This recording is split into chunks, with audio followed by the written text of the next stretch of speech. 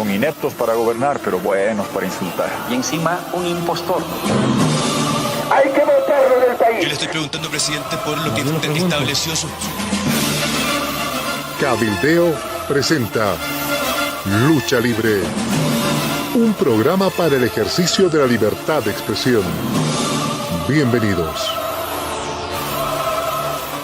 Muy buenos días, otra vez en Lucha Libre, contentos de estar con ustedes. El tema del día, porque lo vemos necesario, es el postedismo.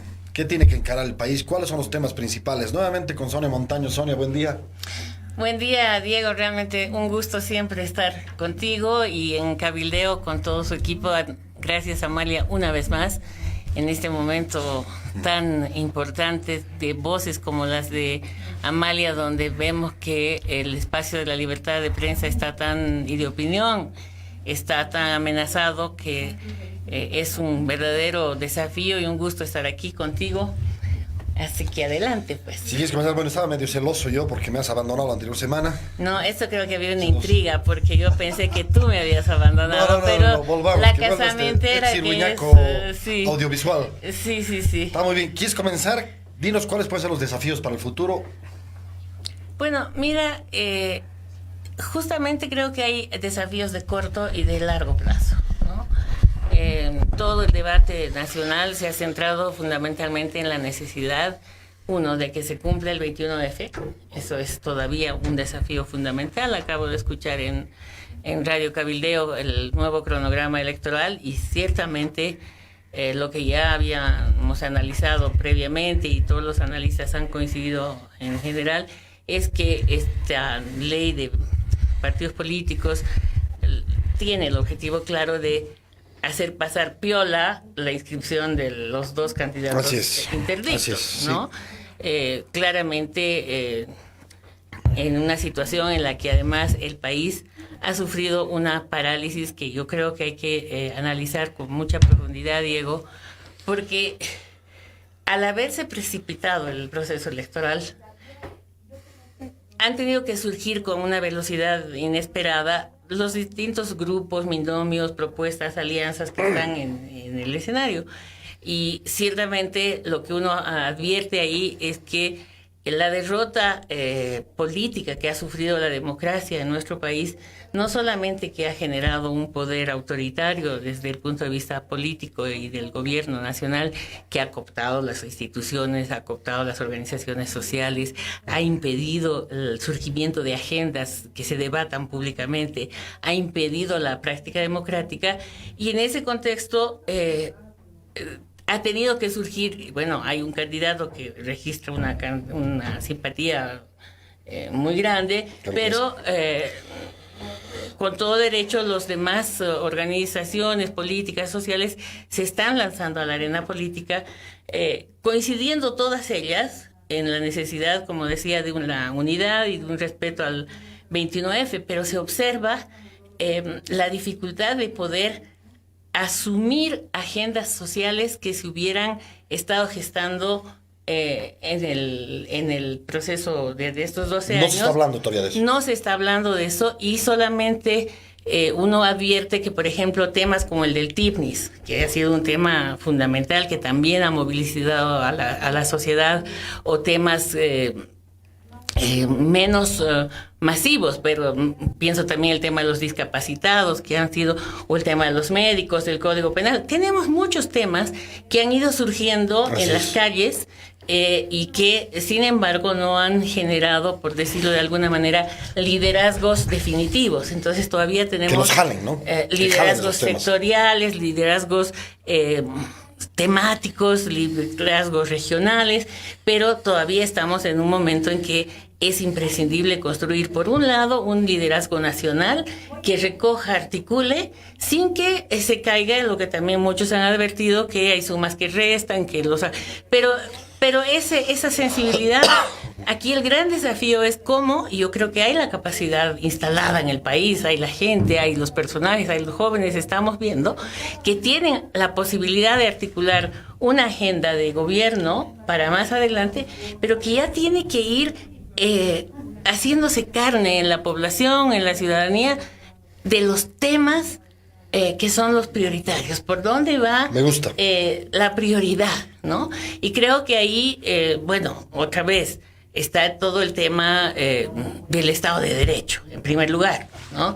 Estado de Derecho significa algunas cosas mínimas como la separación de poderes, las libertades ciudadanas, y eso es un desafío de largo aliento.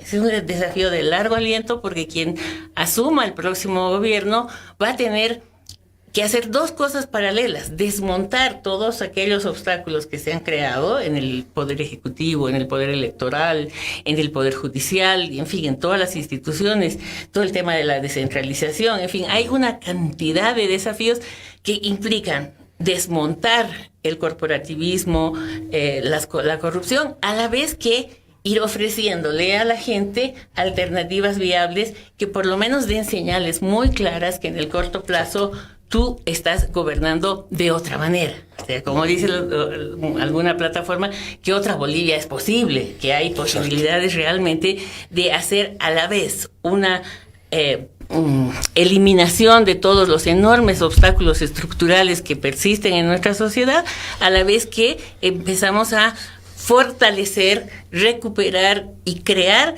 nuevas visiones, nuevas propuestas, nuevas instituciones y nuevas formas de hacer política. Por tanto, ciertamente quien gobierne este país, que va a ser un valiente o una valiente, parece que va a ser un valiente, porque aquí tenemos otra vez, es tal el rezago de Bolivia, que es uno de los pocos países que no tiene una candidata a la presidencia.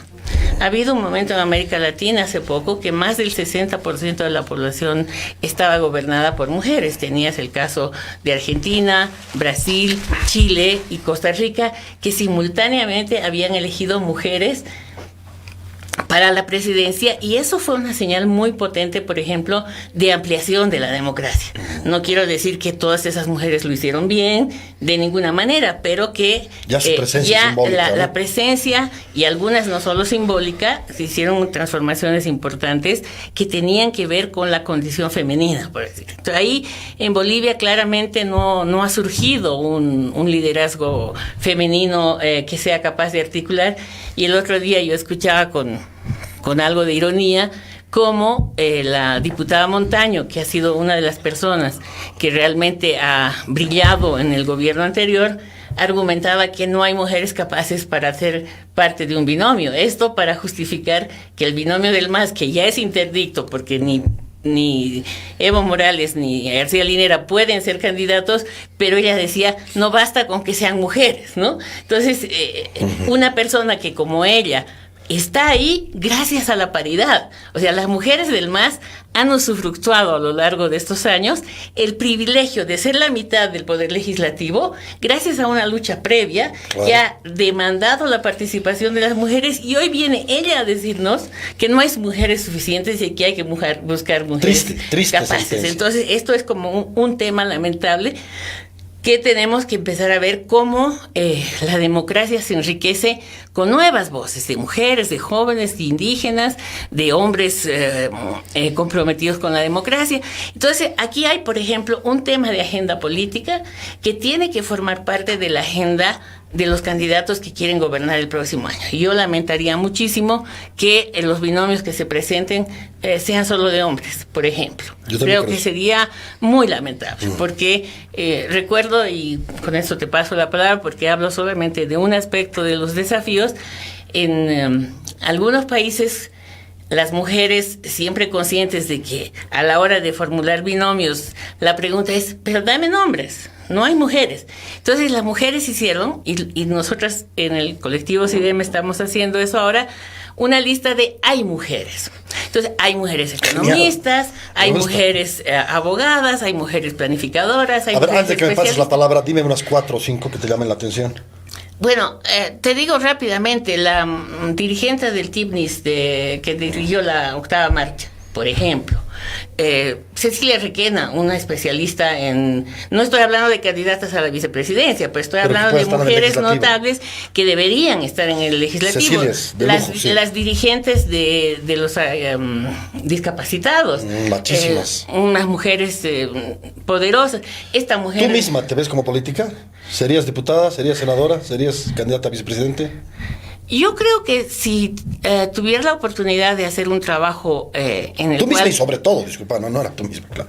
Sí, no, lo harías. Yo creo que muchas mujeres como yo no entramos directamente a la arena electoral porque estamos cansadas de ser la minoría virtual, de ser tratadas como una minoría cuando somos la mitad de la población. Mitad más uno se dice, pero digamos las mujeres somos la mitad de la humanidad. Y cuando se pone a las mujeres o se habla de las mujeres, se está hablando como de una minoría virtual. Hay que incorporar mujeres, o hay que decir mujeres y mujeres, o eso de hermanas y hermanos, ciudadanas y ciudadanos. O sea, se ha desvirtuado tanto el tema del lenguaje y el simbolismo que ciertamente muchas mujeres estamos cansadas de ser consideradas como minorías y como apéndices de las grandes propuestas, porque lo que está pasando en el mundo de hoy, estamos viendo en México, en la Argentina, en el Brasil, que los grandes movimientos democratizadores están liderados por mujeres. Y volviendo al país, si tú ves las plataformas, si tú ves la cara de las mujeres, el otro día hablábamos antes de entrar, que están peleando por el derecho a los pacientes de cáncer, son todas mujeres.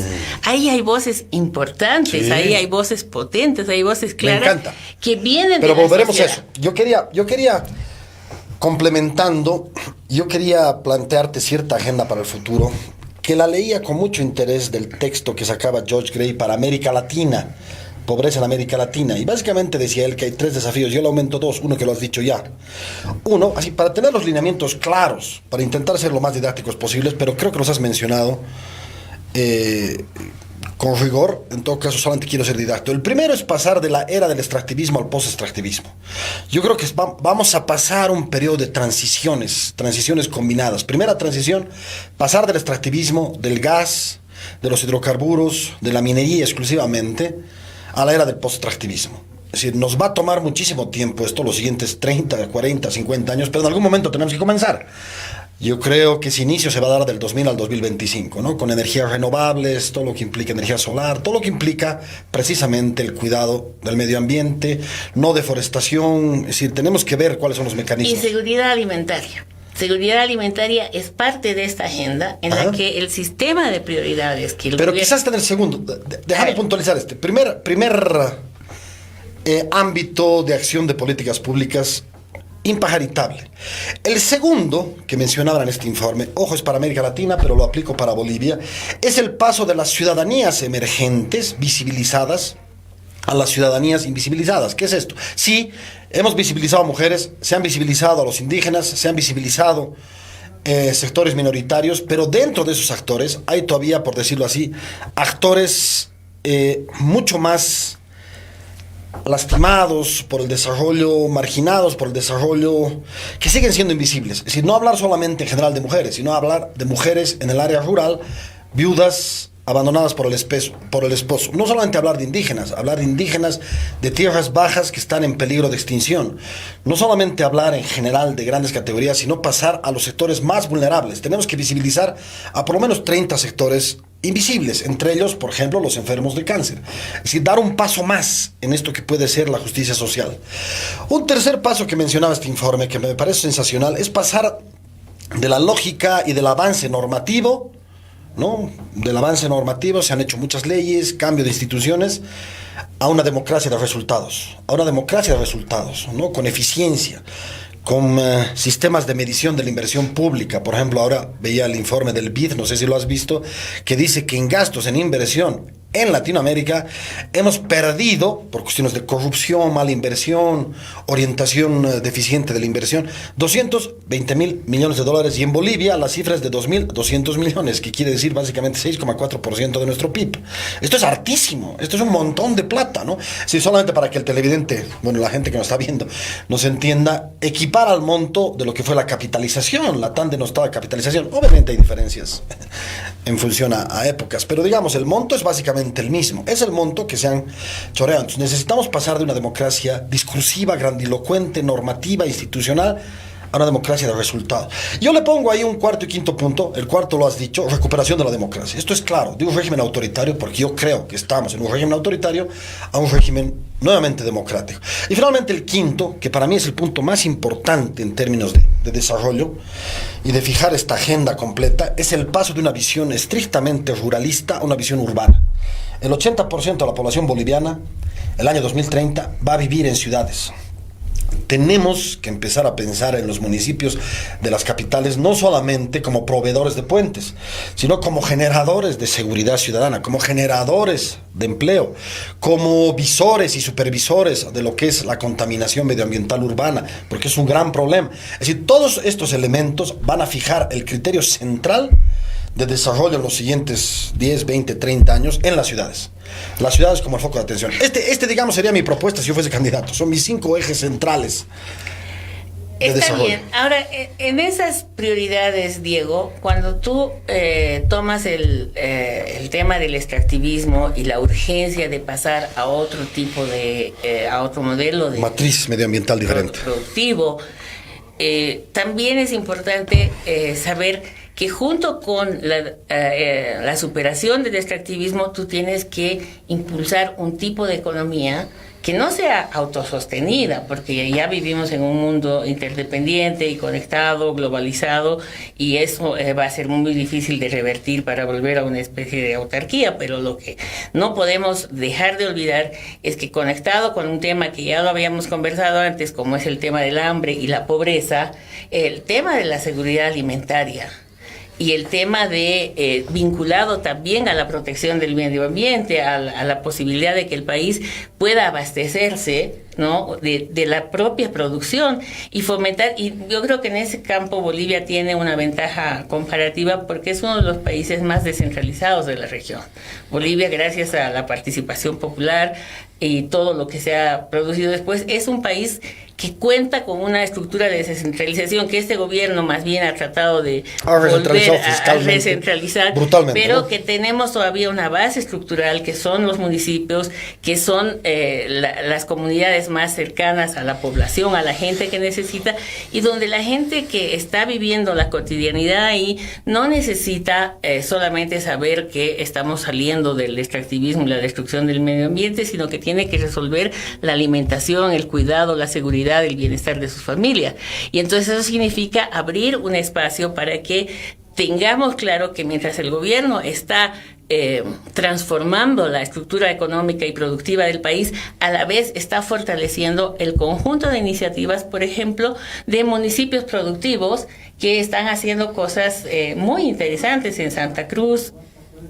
En el sur del país hay grupos de productores que se están asociando para satisfacer las necesidades básicas, a la vez de crear, por ejemplo, una marca país, una marca región, toda la producción de uva, toda la producción de productos inclusive de exportación, pero que se están haciendo con la participación de la gente y donde nuevamente las mujeres juegan un papel muy importante, ¿no? Los telares, los tejidos, el trabajo femenino, que hoy está absolutamente invisibilizado, devaluado y no aparece como un potencial productivo del país, cuando en realidad si uno empieza a mirar que el desarrollo no es solamente el aumento del PIB, entre paréntesis tenemos que empezar a también por lo menos imaginar otras formas de medición del bienestar, formas de medición del desarrollo. Y esas formas de medición del desarrollo no pasan solamente por el Producto Interno Bruto, porque ocurre que muchas veces cosas que destruyen la naturaleza, pasan como el PIB, como parte del Producto Interno Bruto, mientras que cosas como la agricultura informal o el trabajo comunitario no figuran en las cifras del Producto Interno Bruto. De modo que nuevamente la simultaneidad y la misión integral de que por un lado vas a desmontar un sistema productivo que a todas luces es es destructivo del planeta y de la vida, al lado de cómo vas recuperando el conjunto de iniciativas que existen en las comunidades y que pueden, que inclusive ejemplos que tenemos de cómo se está enfrentando la sequía, cómo se está enfrentando un conjunto de problemas claves para la sobrevivencia humana. Entonces, efectivamente, hay esta doble vía de ir, cómo enfrentas las obligaciones que tiene el país, por ejemplo, de proveer gas a nuestros vecinos, porque son obligaciones que ya están contraídas y que vas a heredar como país, a la vez que buscas unas nuevas formas de producción de energía, etcétera, en la que no vas a tener resultados de inmediato. Entonces, en esta gran área de transformación productiva, de fortalecimiento de todas maneras del mercado interno, pero no fortalecimiento del mercado interno como se ha hecho en la mayoría de los gobiernos liberales y neoliberales y socialistas, que es por la vía del consumo, ¿no? Entonces, lo que aquí ha habido es un nacional consumismo, como dicen claro, los chavos, ¿no? Entonces, ahí la gente recibe el bono, el Juancito Pinto o el Juan Azurduy se va a comprar un celular, una mochila, es decir, hay un impulso del consumo que aparentemente es lo que hace funcionar el mercado interno, pero nosotros tenemos que pensar indudablemente en una forma de desarrollo productivo que no se apoye solamente en el consumo y menos en el consumo de bienes importados que vienen más bien a formar parte de cadenas productivas absolutamente nocivas como las que tenemos en relación con la importación ilegal de los productos chinos. Entonces, ahí creo, Diego, que tenemos un desafío otra vez de la macropolítica y de la micropolítica, de la macroeconomía, que es digamos como el disco duro de nuestra economía y sabemos que hay que mantener los déficits y la deuda y todos esos indicadores, a la vez que tenemos que pensar en economías locales, municipales y que además impliquen que la gente puede sobrevivir y vivir mejor sin necesidad de echar mano a esto que ha sido más la última vez que conversamos, Diego, yo hablaba de la cultura, digamos, y la cultura del consumo, el cómo ha crecido el gran poder, por ejemplo. Javier Albó escribió hace más de 20 años un gran libro sobre el gran poder, mostrando la dimensión económica. Con Matías Preisberg. Con Matías. Bueno, esta gente nos está mostrando que hoy en día, digamos, todo este mundo que se ha generado de la nueva burguesía emergente y de grupos que se han fortalecido económicamente, pero lo están haciendo por la vía de un consumo suntuario, de un consumo que es poco amigable con el medio ambiente y que, sin embargo, forma parte de la movilidad del mercado interno. Ahí se compra, se vende, se gasta y claro, nadie se atreve a cerrar ni la borrachera del carnaval ni de las fiestas porque ahí corre plata. Entonces el patrón dinero es el que nos está impidiendo empezar a buscar una nueva forma sostenible de consumo, sostenible de producción, que también se dé cuenta que no podemos gastar todo lo que tenemos en el corto plazo. Entonces, políticas macro, políticas micro, en las que la ciudadanía, y por eso lo municipal es importante, pueda tener una voz. Y yo tengo claro, por la experiencia que tengo, que en el nivel local, lo que ha pasado en los últimos años es que cuando no había descentralización y los municipios no eran importantes, las mujeres eran las líderes del desarrollo local. En la medida en que se institucionaliza la participación popular y que se institucionaliza la descentralización y ya puede ser candidato a alcalde, empiezan a caer las mujeres al segundo plano porque ya hay recursos. Ya hay recursos. Las desplazan ya. Y pasa lo de Juana Quispe en Ancoraimes, que cuando ya las mujeres quieren llegar al poder, la acosan y la matan. Entonces, hay una relación entre el crecimiento económico, el consumo y los indicadores macro y la exclusión y el debilitamiento de las fuerzas naturales de la población, de las fuerzas locales. Este es, por ejemplo, creo yo, uno de los temas que merece una atención especial, porque ¿qué va a hacer el nuevo presidente? Pero déjame apuntar algo sobre eso, porque he tenido la oportunidad de hacer una investigación como coordinadora del PIEP, que un poquito baja baja los humos a todos los que hemos tenido fe, como tú la tienes ahora, en los municipios productivos. ¿En qué sentido? Y por eso yo quisiera más bien proponer algo para el siguiente presidente, porque me parece crucial hacerlo, pero siendo sensatos y viendo la realidad, no solamente soñando con lo que podría ser. Si uno ve datos, hemos invertido en municipios productivos ni siquiera el 2% de la inversión pública municipal. O sea, hay un 98 de cada $100 que se invierten en otras cosas. ¿Cuáles son esas otras cosas? Hay que preguntarse, ¿no? Primera certeza en todo caso que los municipios productivos en cuanto a inversión económica han sido absolutamente marginales. ¿Dónde se gasta realmente la plata? Y en eso consistía mi investigación, y ahí aparecían los municipios verdaderamente productivos, entre comillas, en las licitaciones. Entre el 45 al 65% de la plata municipal, al margen del gasto corriente de los sueldos, se va en licitaciones. Ahí está la fuente de poder. Incluso yo he llegado a reinterpretar en algún ensayito chiquito que he hecho la historia de Bolivia, mostrando que ha habido dos grandes momentos de acumulación del capital. El 85 con el 21.060, que ha permitido que transportistas, comerciantes, importadores empiecen a surgir como el embrión de lo que va a ser después una burguesía aymara. Pero hay un segundo momento, la participación popular, no vista como la plataforma de democratización política, sino vista como la plataforma de democratización económica y legal. Al calor de esas convocatorias públicas han surgido un montón de empresas chiquitas, empresas fantasmas, empresas además manejadas desde arriba con licitaciones truchas. Es decir, hay un montón de plata. Déjame terminar este edito. Por lo menos 15 mil millones de dólares que se han manejado a nivel autonómico, ¿no? En los últimos años. Fíjate, es un caudal enorme de plata y no ha sido invertido con pautas de un Estado serio, que diga invertimos en salud todos los municipios, al menos el 10%. Todos los municipios concentrados en reducir la mortalidad infantil, todos los municipios concentrados en comprar con el desayuno escolar productos bolivianos. No hay esas políticas públicas. Entonces, ¿qué es lo que ha pasado? Que las licitaciones han sido chip libre, han sido cheque en blanco. Es que ahí están surgiendo. Entonces, y termino con mi propuesta, termino con la propuesta misma. Yo digo, considerando eso y considerando que hemos pasado del 2005 para antes, de un Estado que compraba sus tizas, sus llantas, sus ventanas por valor de 700 millones de dólares por año, a un Estado que compra por año por valor de 3.000 millones. ¿Te imaginas si ese Estado comprase a empresas bolivianas, comprase a un tejido empresarial designado para ello, generaría su propia plataforma empresarial, el Estado comprando a sí mismo, pero a través de empresas pequeñas, de empresas muchas veces incluso municipales, de empresas medianas y pequeñas?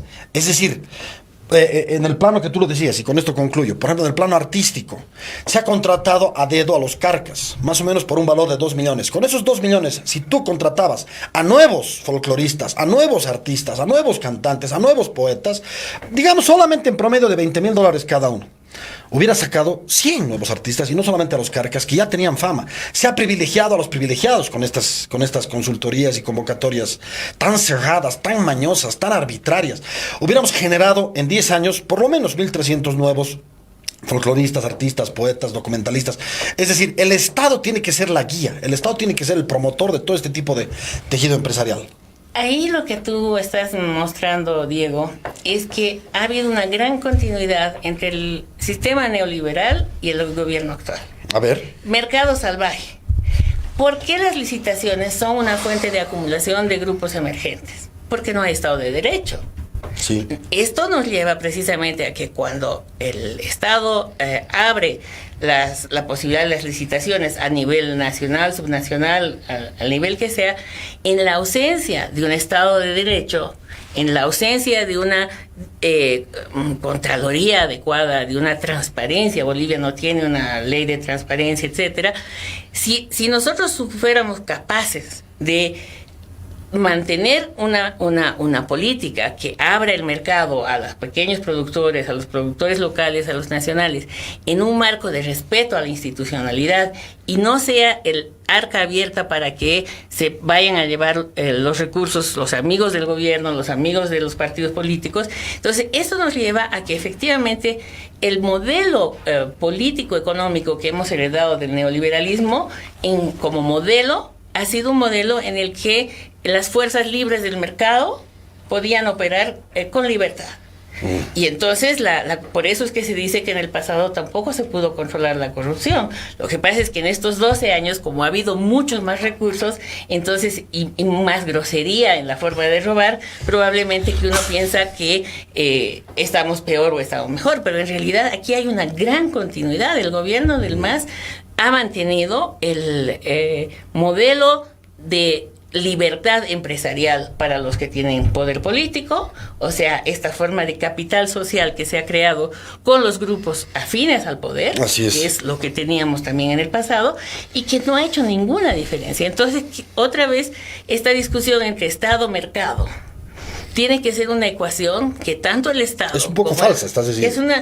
Porque en realidad Estado y mercado pueden funcionar como funciona en Bolivia de manera salvaje, o pues Estado y mercado pueden funcionar con reglas y Estado de Derecho, que es lo que no había tampoco en el pasado, pero tampoco durante este gobierno. Entonces, creo que este es un tema que la gente debe entender, que toda la retórica antineoliberal de este gobierno en realidad es una de las mentiras más grandes, las falacias más grandes, porque este gobierno ha seguido los pasos del neoliberalismo en todas las políticas, tanto macroeconómicas como sociales y de inversión.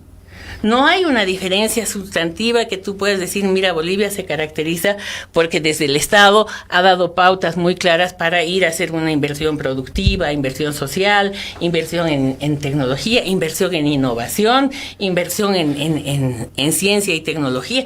Nada de eso ha ocurrido. No, y eso es porque hay una enorme continuidad y no ha habido ninguna ruptura, ni teórica, ni conceptual, ni menos pragmática, administrativa en todo este periodo. Entonces creo que ahí tenemos, por ejemplo, un desafío, que la campaña electoral tiene que ser un sentido pedagógico.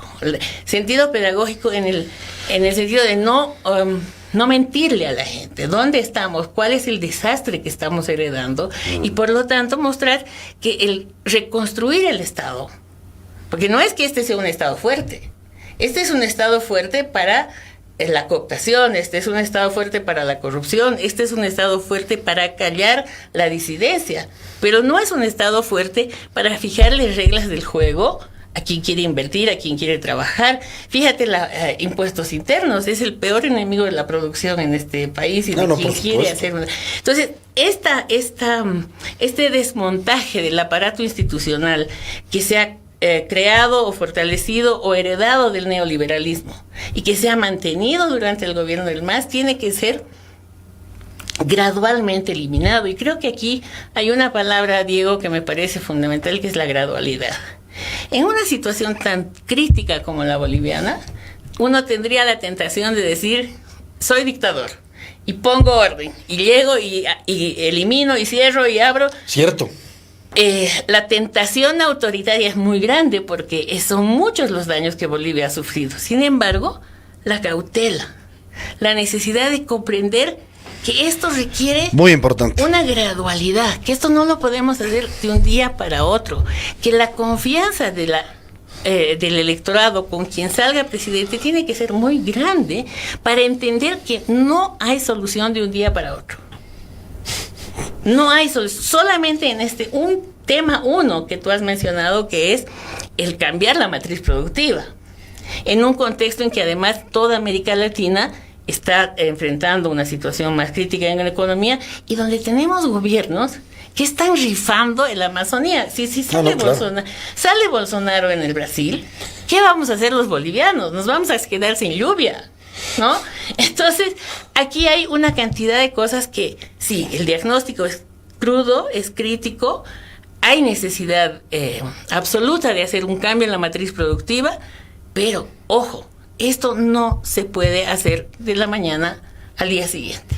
Y entender cómo combinar el hartazgo de la gente con lo que está ocurriendo, con un gobierno que va a llegar, va a tener una oposición muy grande en las calles y en el legislativo, porque si, gracias a Dios, no gana el MAS, quien gane no va a tener mayoría parlamentaria o no va a tener la fuerza suficiente como para llevar a cabo un programa y un horizonte que es el que estamos señalando tú y yo y mucha gente, si es que no hay las condiciones políticas. Entonces, claro, no hay que vender agua tibia, hay que ser... A la gente además no le gusta que le digas la verdad. Cuando tú, no. si tú fueras candidato y le tienes que decir a la gente que esto es muy difícil, entonces van a ir a votar porque al más el que populista, le dice... al más demagogo. Al que dice, ¿no?, lo que ellos quieren oír.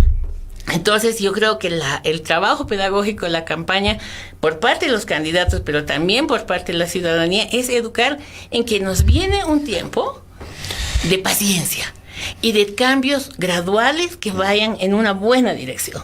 Esto me parece... A mí me parece sensacional esto que dices, porque yo creo que no hay que perder de vista, yo comenzaba con eso, con los 5 horizontes para mí de transiciones claves, pero son solamente los puntos de llegada, los horizontes de expectativas. Hoy por hoy necesitamos soluciones del corto plazo. Es decir, tenemos que comenzar con un programa, tú lo decías, que por supuesto no pierda el mediano y el largo plazo, pero de un puntapié inmediato. Esa gradualidad tiene que comenzar de algún lado y no va a comenzar con la sola mención. A mí me aterra la sola mención en campaña electoral de decir, vamos a cambiar la matriz productiva. Esto es tan etéreo, esto es tan abstracto, esto es tan utópico además. Venimos hace 200, 300, 400 años diciendo eso y por supuesto no se cumple. ¿Cuál es para ti? Yo voy a decir ahorita mi opinión, serían, digamos, los puntos centrales de inicio. Es decir, ¿qué debería saber el boliviano? Que el primer día de gobierno de un siguiente gobierno se va a hacer. Y para mí los puntos, creo, centrales, un poquito pensando en voz alta, tienen que ver, uno, claramente, con la situación de los jóvenes. Es decir, voy viendo datos, digo, solamente sondeando algunas propuestas, ¿no? Para no quedarnos con cosas demasiado grandes. Veo datos y somos el país de América Latina con peor enseñanza de inglés. Somos el país de América Latina con peor enseñanza de inglés. Los jóvenes requieren esto. Un mundo globalizado requiere esto. Yo digo que inmediatamente hay que consolidar. Parece una reforma menor, pero digo, hay que ir entrando por algún lado que genere emoción. Porque si no, dime tú, ¿cómo frenas esas expectativas? Tú dirás, si está bien, en el discurso es fácil decir la gente tiene que tener paciencia, esperarnos, pero la gente no tiene paciencia, hay que darle algo rápido. En segundo lugar, los jóvenes no tienen el wifi que tienen, por ejemplo, los argentinos o chilenos. Tenemos el wifi y el internet más caro, menos masivo y más lento a América Latina, exceptuando, por supuesto, a Cuba, ¿no? Tercero, somos un país de América Latina, en 14 de 19 países hay créditos universitarios. No tenemos siquiera esto, créditos universitarios para generar esperanza en los jóvenes, que sepan que van a poder entrar a buenas universidades pagándose posgrados, ¿no? Promover nosotros mismos posgrados en todos los elementos de desafío del siglo XXI. Todo esto, digamos, como golpe inmediato. Un segundo golpe inmediato, si fuese yo el articulador de un programa de 6 meses, los siguientes 6 meses, invertiría definitivamente más en todo lo que es infraestructura y recursos humanos para el cáncer, ¿no? Lo que estamos viviendo estos días es atroz. Estarás de acuerdo conmigo que estamos frente a un presidente que nos dice que no sabía nada del cáncer. Y yo lo entiendo, y me imagino que no sabía. Si básicamente el 90% del tiempo o está en viajes, o está jugando fútbol, o está inaugurando canchas, o está en el exterior como ahora, bailando morenadas, es obvio que no sabía. Me parece que no sabía. Pero en todo caso, más allá de la ironía, es evidente que un presidente que después de 13 años de estar en el gobierno no sabía que la gente tiene dolores, sufre y tiene enfermedades como el cáncer, no merece ser presidente. Ya, déjame que... Dale, para seguir el diálogo, porque sí, tengo 2 puntos más, pero sí. Hay que bajar, hay que buscar el punto intermedio. Tú me decías, normalmente un plan de 100 días, de 300 días, el gobierno va a tener que decir qué voy a hacer en los próximos... Así es. 50 días, o 100 días, o 300 días. Y si fuésemos asesores, ¿qué le decimos? Esa es mi imaginación. Ese es como... Entonces, creo que lo que la gente quiere es ver señales en que, por un lado, se constituya una comisión de la verdad. Excelente. Sobre el tema de la corrupción. Aplausos, me encanta eso. Sobre el tema de los derechos humanos. Auditoría integrada al Estado. 2 temas específicos. Corrupción y derechos humanos. Excelente. Una comisión de la verdad con gente idónea que tenga la capacidad. Eso para la corrupción. ¿Y para derechos humanos qué haces? Para derechos humanos también tiene que haber, porque hay que ver cuántos casos hay de personas cuyos derechos humanos están siendo violados, el porcentaje, todo el tema penitenciario, todo el tema libertad de expresión, hay una todos los derechos básicos. La impunidad. Hay que identificar todos los casos de impunidad, el tema penitenciario, el tema que forma parte de la reforma legal, pero que dentro de esa reforma legal de reconstrucción o construcción de un nuevo sistema legal, deberíamos dar la señal de atacar los temas más críticos. Me encanta. Los Pero digamos, temas más críticos. fregándote un poquito y te presiono para que me contestes, ¿qué esperarías a los 6 meses de funcionamiento de ambas comisiones? La Comisión de Derechos Humanos y la Comisión de Lucha contra la Corrupción. O de más bien, no lo llamaríamos así, de transparencia. Tenemos ¿no? que sacar un informe que identifique responsables, que lleve a la justicia a quienes tienen que ir a la justicia, y que el Estado ahí, con los recursos que tenemos, pueda emprender un programa de reparación a las víctimas de tanto los daños en corrupción como los daños en derechos humanos. Entonces, ahí hay que ponerles números a lo que va a significar todo el daño específico que han sufrido quienes han sufrido la corrupción, quienes han sido cómplices de la corrupción, y ahí vamos a tener un gran problema, porque en política tú sabes que, como estamos viendo en países como el Perú, como en Ecuador, donde ya se han identificado los actores de la corrupción, aparece inmediatamente la presión en el Parlamento. Esto es una lucha tremenda, pero tendríamos que tener un informe final de X meses que muestre qué es, cuánto se ha gastado, cuánto se ha robado, cuánto se ha, y quiénes son los responsables de eso. Ese me parece que va a ser como, debería ser el primer acto de justicia de la nueva justicia. A la vez que tenemos que pensar en una... Te pregunto a contrapelo, porque aquí el gran marquetero político, jefe de campañas, Durán Barba, aconseja que no hay que ir por ese lado. Dice, hay que comenzar dándole ilusión a la gente. Está bien la reivindicación de derechos, está muy bien dar señal de quién es corrupto y quién no, pero la gente quiere solucionar sus problemas. ¿Qué haríamos? Por eso mencionaba lo del cáncer. Por eso. ¿Quieren ir adelante? Yo creo que una señal, yo no soy experta en marketing electoral, o sea, que ni claramente... Ni yo, pero sí me encanta leerlo. Si tú me preguntas, yo creo que estas son de las acciones primeras. La segunda acción es precisamente lo que tiene que ver con educación y salud. Ya. Educación y salud. Ahora, yo no estoy segura que en materia educativa o en materia de salud tú pudieras escoger algún problema emblemático. Probablemente en el tema del cáncer, por el ruido y por la importancia y la gravedad que tiene este tema, podría ser como el primer guiño político que tú hagas como nuevo gobierno para resolver. Pero ciertamente el tema de la salud en Bolivia pasa, uno, la mortalidad materna en Bolivia sigue siendo la más alta de América Latina. Sí. No hemos resuelto el problema del hambre y la nutrición. Por lo tanto, tenemos que tener un par de programas, quizás el cáncer cervicuterino. O sea, quizás una suerte de fondo para las enfermedades más vulnerables. Hacer en vez de hacer una demagogia con el seguro universal, exacto, que ciertamente es una aspiración mínima. Todos los países ya tienen alguna forma de seguro universal, pero hay que empezar por donde se requiere.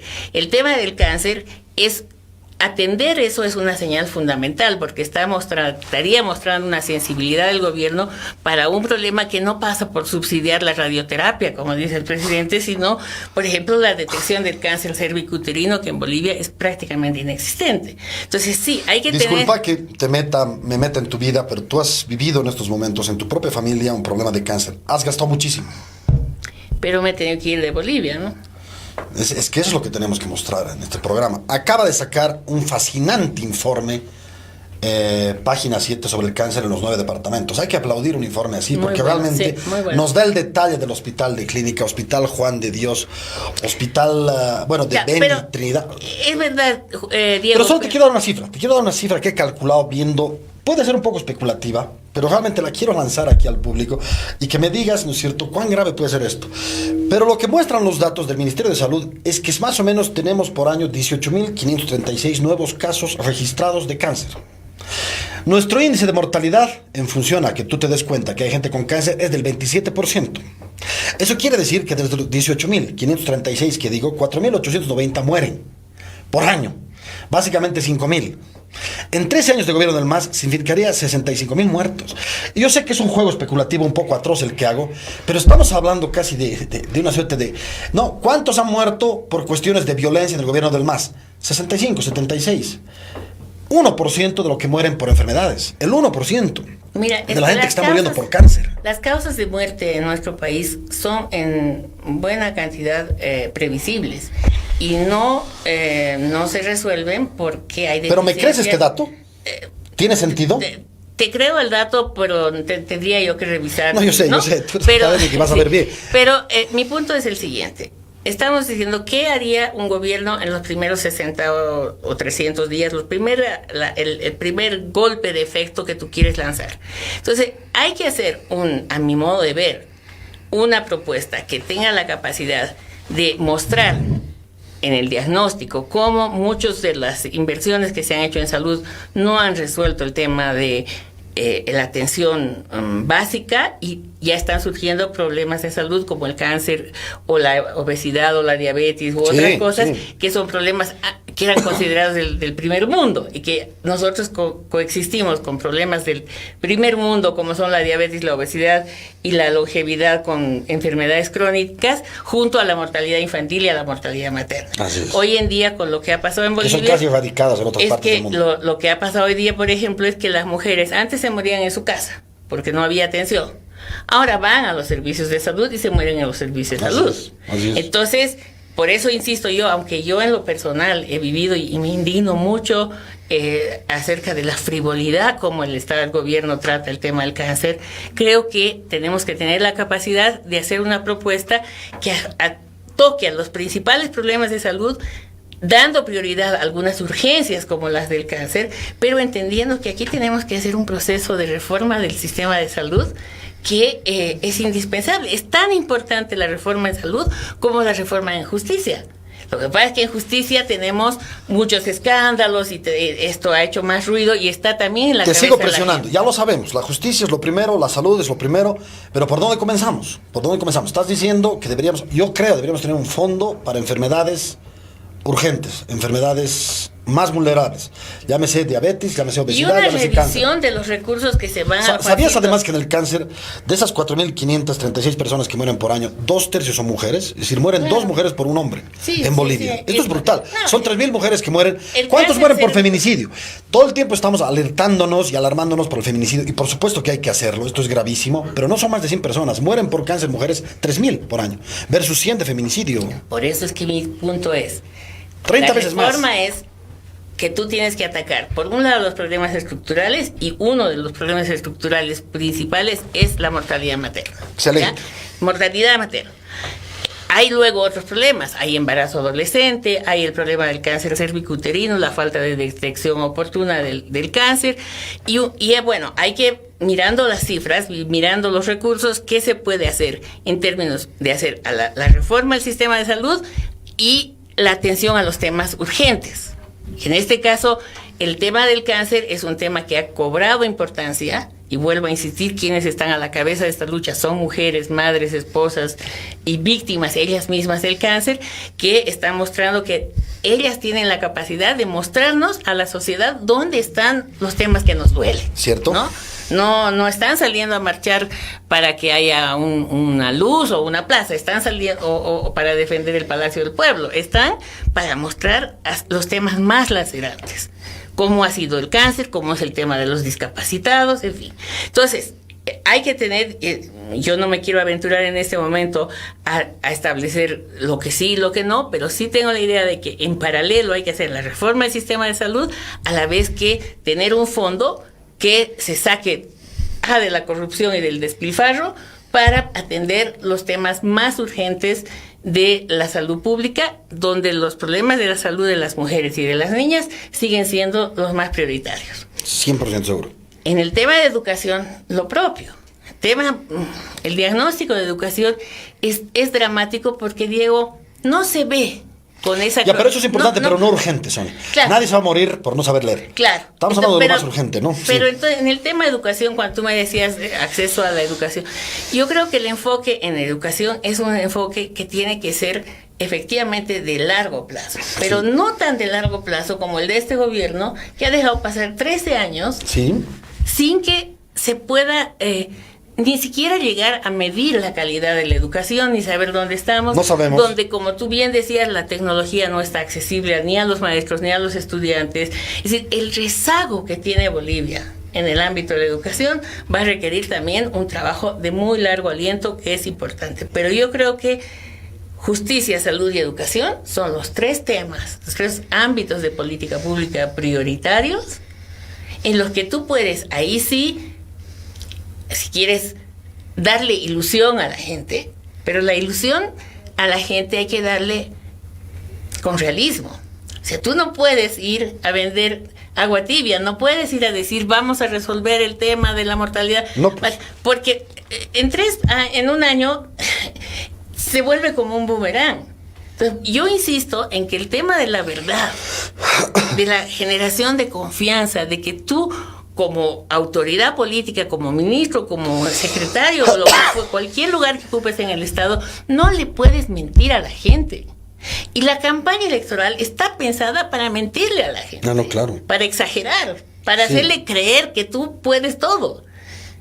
Y por eso creo que es importante un candidato que no sea capaz, que tenga la fortaleza de mostrar que él puede conducir un equipo, una situación, pero donde las condiciones materiales y políticas y sociales en las que este nuevo gobierno se va a desempeñar no son óptimas.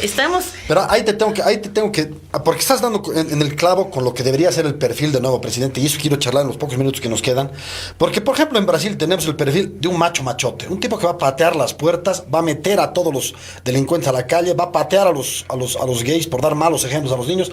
Es una lógica profundamente autoritaria, pero simple, la gente lo entiende fácil. Es el peligro de esos mensajes violentos, que se los entiende fácil, ¿no?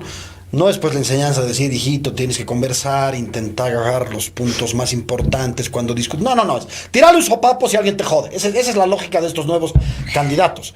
Entonces, nuestro perfil de presidente tiene que ser enérgico, pero tiene que ser justo. Tiene que ser cauto, es decir, es muy difícil combinar todo eso. ¿Quién en tu criterio combina todos esos elementos? Y si realmente necesitamos esos elementos, ¿y cuáles tendrían que ser, no? Porque a mí me aterra ver a Bolsonaro y a un 70% de los brasileños yendo a segunda vuelta para votar por Bolsonaro. Fíjate que acaba de salir hoy en El País un análisis de la candidatura de Bolsonaro. Es verdad que hay un electorado que va a votar por el hartazgo a la corrupción y la facilidad del mensaje, etcétera. Pero lo interesante en el Brasil es que el Tribunal Electoral y Folha do Sao Paulo ha hecho esta investigación sobre manipulación mediática. Sobre la manipulación mediática, sí. ¿No? Que afortunadamente en el caso del Brasil el Tribunal Electoral tiene las normas y la posibilidad de detectar cómo se está manipulando. Ahora no basta la campaña electoral de salir a las calles con pancartas y con papeles, sino todo este uso abusivo del WhatsApp y de los medios de comunicación que transmiten mensajes falsos que llegan de manera simple al electorado. Entonces, efectivamente, ahí tenemos, por ejemplo, un problema en Bolivia porque nuestro tribunal electoral es demasiado tímido, además de no tener las herramientas para poder intervenir en la falsificación, lo que se llaman los fake news, etcétera. Entonces, ahí tenemos un problema que vamos a enfrentar para el candidato que pueda hacer frente a este perfil de cómo, qué tú esperas del presidente y del equipo. Entonces, ahí tenemos, creo yo, un desafío para la persona que vaya a ser presidente de Bolivia. Nos tiene que dar la posibilidad de que escucha de verdad, ¿no? Y que puede tener la energía suficiente como para enfrentar situaciones adversas. Tan adversas. Muy adversas, a la vez que tiene que tener la flexibilidad suficiente para negociar. O sea, hay momentos en que tienes que tener la fuerza para decir que no a ciertas demandas, a ciertas pero otras inclinar la cabeza y negociar, otras, por supuesto. Tenemos que pensar en que tiene que ser un gobierno que negocie, que escuche, que transmita. Pero en todo caso, no estamos siendo ingenuos en estos 50 y pico minutos que estamos hablando, proponiendo temas técnicos. Fíjate que hoy esta whatsappización de la política de Bolsonaro implica el cerrazón total al diálogo. Ya no hay debate. Es simplemente quién miente más, quién promete más. El perfil de un buen candidato es ser un gran mentiroso. Es ser un gran mentiroso con soluciones fáciles, y soluciones fáciles además generalmente duras, ¿no? Por el chicote, ¿cuál es una de sus propuestas? Cada brasilero con su arma, ¿no? Ese es el eslogan. Cada brasilero puede tener su arma. Si alguien te jode, te quiere asaltar, lo baleas, pues punto. Y en Bolivia ha pasado un poco... ¿Tú crees que va a haber debates? Era mi pregunta. Antes de eso, te quiero decir que en el caso de Bolivia, por ejemplo, aunque no hemos llegado a un extremo como el de Bolsonaro, pero la tolerancia que ha habido a tomar la justicia en tus propias manos en estos 12 años. No hay un estudio sobre lo que han sido... ¿Linchamientos, dices? De gente que ha tomado la justicia en sus propias manos. Se mata a ladrones, se mata a quien se cree que ha robado ganado. Yo he hecho un cálculo de hemeroteca y tengo una pequeña columna de 60 linchados por mes. Bueno, imagínate. ¿Te imaginas eso? Y la tolerancia social frente a eso es muy grande, no, claro. ¿no? Es la misma tolerancia que hay frente a las 80 mujeres que han muerto en este año. Asesinadas por sus maridos. O sea, tenemos lo que decía Adorno, un espíritu autoritario. Tenemos un espíritu autoritario, pero además tenemos una ausencia de mecanismos para visibilizar. Los medios de comunicación tampoco cubren adecuadamente este tipo de problemas, o lo hacen de manera... Te tengo que cortar porque nos tenemos que ir. Tú Hemos llevas el programa. Tanto, sí, yo me despido con mucho gusto. Yo voy a hacer un resumen de esto porque realmente me ha encantado todo lo que has dicho y algunas cosas que hemos podido intercambiar. Un saludo cordial a quienes nos ven. Sonia, se va, por favor. Cierro pero con muchas ganas de seguir. Creo que nunca me he emocionado tanto. Espero que hayamos logrado comunicar algo realmente importante, que es la necesidad de una campaña electoral decente, respetuosa, y que no venda agua tibia, porque creo que eso sí que sería otro dolor en la gente de nuestro país. Excelente, gracias.